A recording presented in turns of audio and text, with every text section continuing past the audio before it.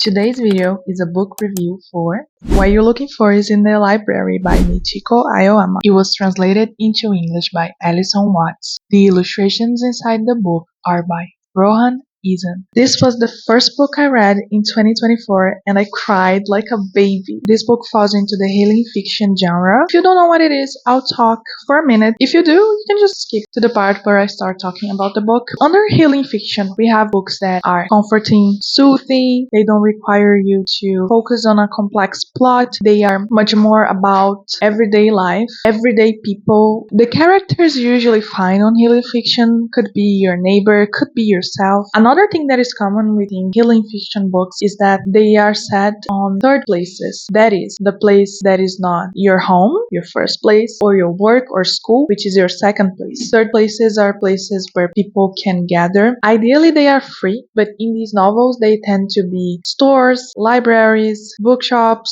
coffee shops. They typically follow more than one character. They could have short stories, or they could have all of the characters interacting at the same space. They are books that hug you, cozy books, I would say. And with Michiko Ayoma's book, it's no different. This book is made up of 6 short stories. All of these characters are struggling with their lives. They are unhappy. They don't have a purpose. They want to find joy. I don't want to spoil anything for you, so I'll just say that things start looking up when they go to a library and start reading unexpected books. And you really resonate with them. At least I did. I felt really soothed by the conversation, their actions. It's like the most mundane things could be romanticized. It's like the most mundane interaction could change somebody's life. And I really started to care about these characters. Even though we don't see much of them, I was really curious to see what would happen to them. Just like it says on its cover, this book is about how literature can transform you. So powerful. It was my first time reading Japanese fiction, so I had to Google a few things because I didn't understand the culture, or maybe a certain food, or maybe I was just curious because they were drinking strawberry milk with their lunch. But it was worth it, and it just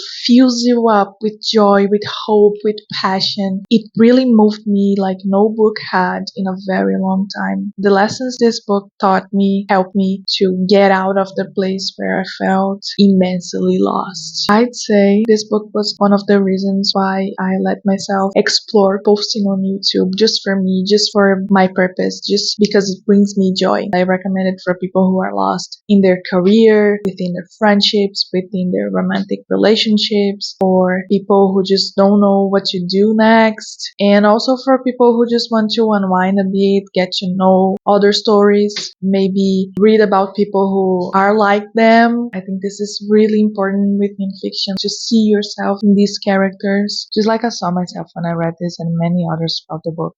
I'm still searching for somewhere I can be accepted as I am. Just one place is all I need, somewhere to be at peace. Absolutely recommend, and I hope it resonates with you. Have you read it? Are you planning to? I would love to hear your thoughts. I also made a full video with 5 feel-good books for your 2025 reading list, so be sure to check that out. If you're interested in reading any of the books that I mentioned, I linked them all in the description. And welcome to the Whole Self Club, where we promote balanced living. I'm Vic. Nice to meet you. Thanks for watching. I hope 2025 is amazing for you. Bye.